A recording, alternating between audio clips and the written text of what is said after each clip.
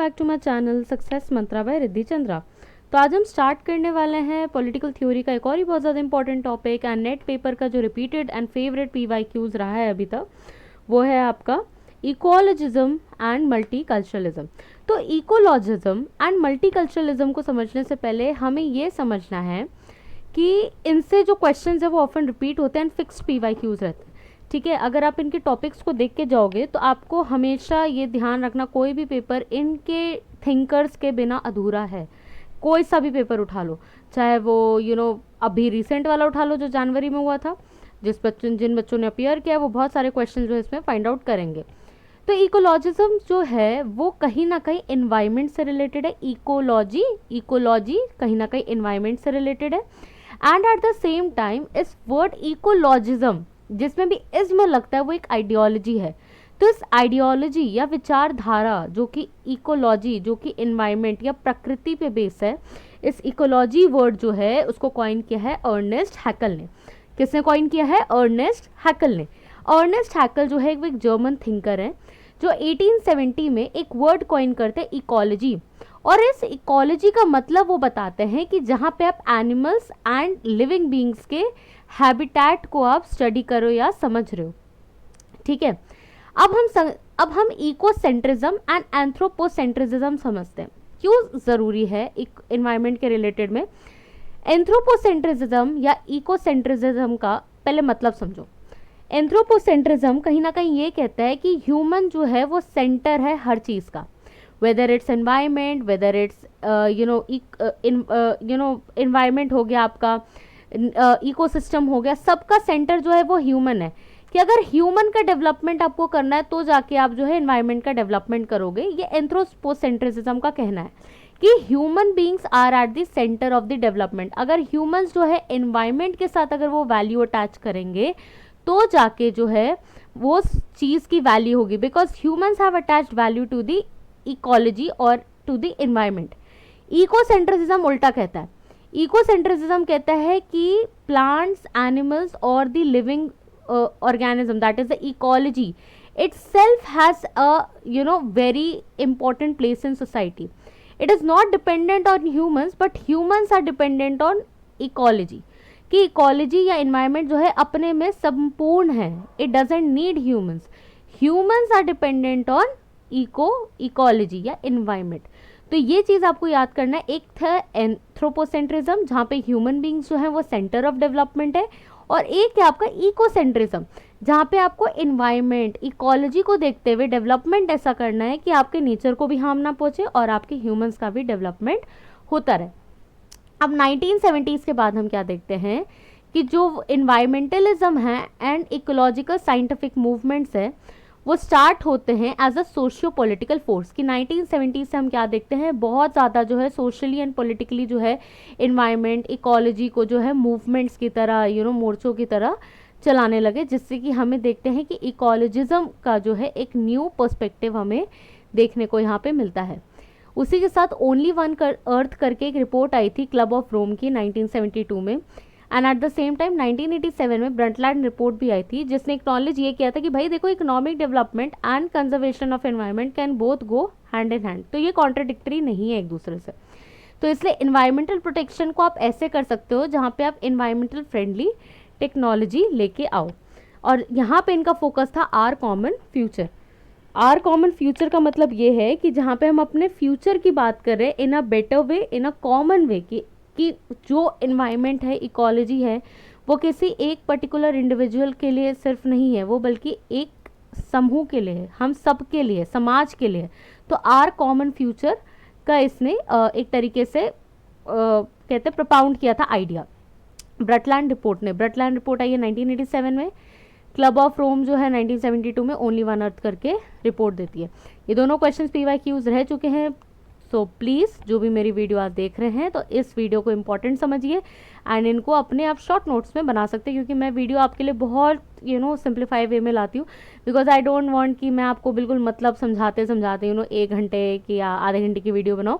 That's not my purpose. मैं videos अपनी इससे शॉर्ट रखती हूँ जानबूझ के कि आप आए एंड उतना ही आप पढ़े जितना आपको पेपर के लिए ज़रूरत है। इधर उधर फालतू की बातें करने की मुझे आदत नहीं है, ना ही मेरी वीडियोज़ में आपको कभी मिलेगा। सो इसलिए मेरी वीडियो को अपना प्यार बनाए रखिए। ठीक है।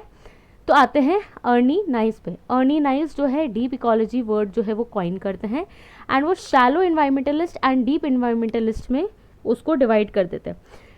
शैलो इन्वायरमेंटलिस्ट वो इन्वायरमेंटलिस्ट है जिनका ये मानना है कि पेड़ को इसलिए बचाओ क्योंकि वो ज़रूरी है।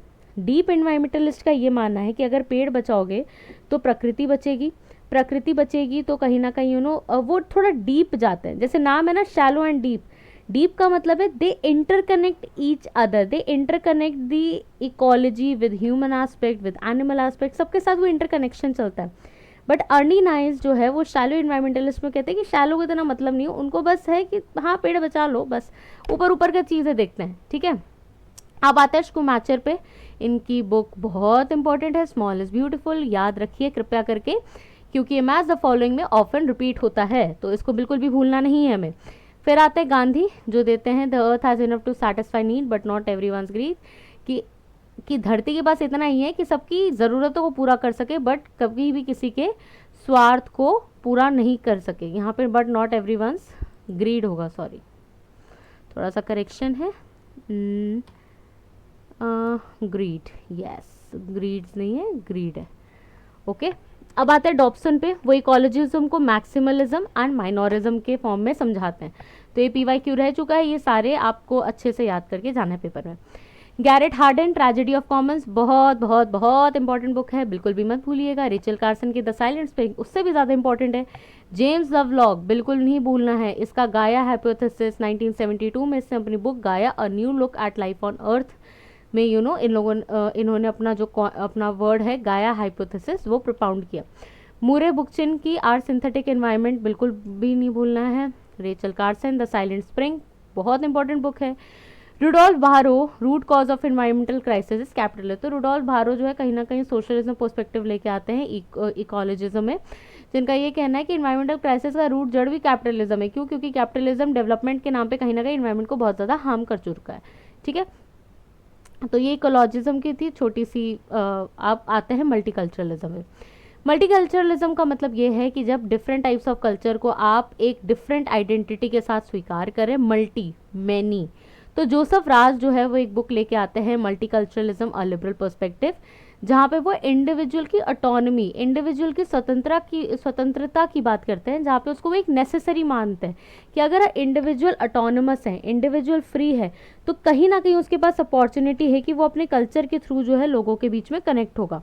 ठीक है, अब वो ये भी बात करते हैं कि एडवांटेजेस जो है मल्टीकल्चरलिज्म के क्या क्या हो सकते हैं, जैसे कि यूनिटी एंड इंटेग्रिटी होगी कंट्री की, कि अगर सब लोग साथ मिलके रहेंगे तो अपने आप ही लोगों में एकता होगी। एक कहते हैं ना अनेकता में एकता।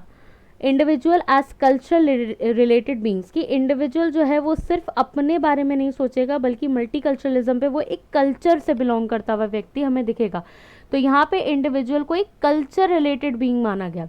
और इसी के साथ साथ जो माइनॉरिटी में होंगे उनके बारे में भी बात होगी एंड उनको ग्रुप डिफरेंशिएटेड राइट्स दिया जाएगा। जैसे इंडिया के केस में SC ST एंड OBCs, ये कम्युनिटीज़ हमें पता है दे आर इन माइनॉरिटी, इनकी संख्या कम है, तो हमने क्या किया, इनको ग्रुप डिफरेंशिएटेड राइट्स इनके लिए एक्सटेंड किया है। आते हैं विल किमिलिका पे। विल किमिलिका जो है वो डिवाइड करती है हिस्ट्री ऑफ मल्टीकल्चरलिज्म को 3 स्टेजेस में, जहाँ पे वो बात करती है कम्युनिटेरियन की, लिबरल की एंड नेशन बिल्डिंग की। उसी के साथ ये एक और कॉन्सेप्ट देते हैं रिफ्लेक्टिव रिप्रेजेंटेशन की, जहाँ पे वो इम्पोर्टेंस देते हैं पॉलिटिक्स को, सोशल रिप्रेजेंटेशन को, कि माइनॉरिटी कल्चरल ग्रुप्स में उनको कैसे इंपॉर्टेंस मिल सकती है। मल्टीकल्चरलिज्म को ये डिफाइन भी करते हैं 3 तरीके से, politics of identity, politics of recognition and politics of representation.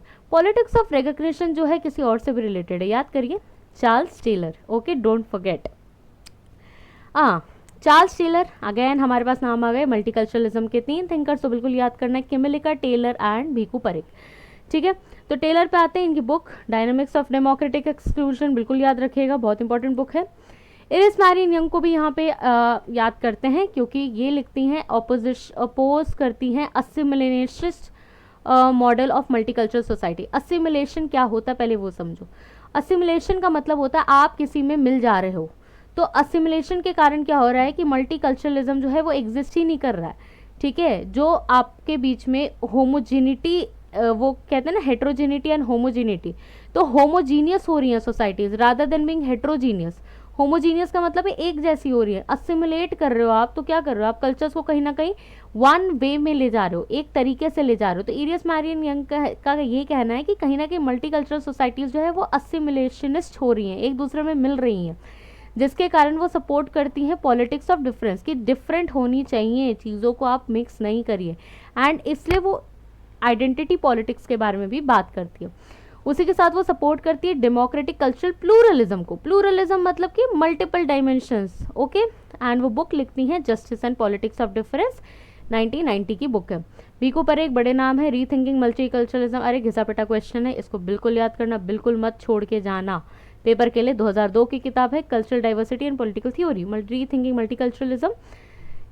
यहाँ पे भी एक प्लूरल पर्सपेक्टिव भीकू परेख लेके आते हैं। एंड ओकेन, जिसको हम रॉस के कंटेक्स्ट में याद करते हैं, ओकेन जो है यहाँ पे लेके आती हैं अपनी एक बुक जिसका नाम है is multiculturalism bad for women.